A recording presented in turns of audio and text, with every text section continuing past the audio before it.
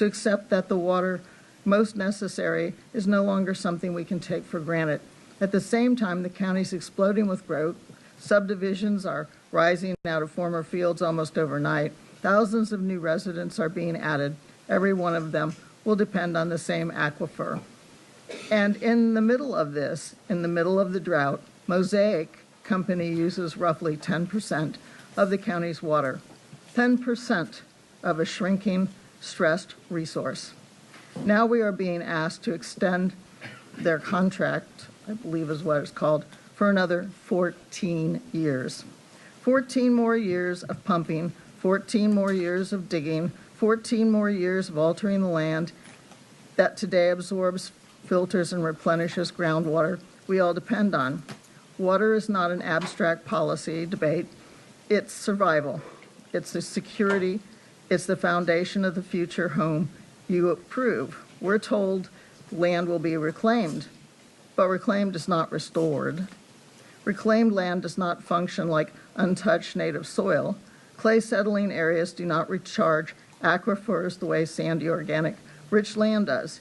Engineered wetlands are not ancient ecosystems. The phosphogypsum stacks remain long after mining ends, requiring monitoring for generations.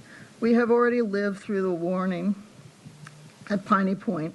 That wasn't theory. That was alarmism. That was a crisis in our backyard. Once nature's hydrology is altered, it is altered. Once the recharge areas are disrupted, they do not magically regenerate. Once you replace native land with industrial landscape, you cannot rewind it. It's a permanent change. This vote is not just about permit extension.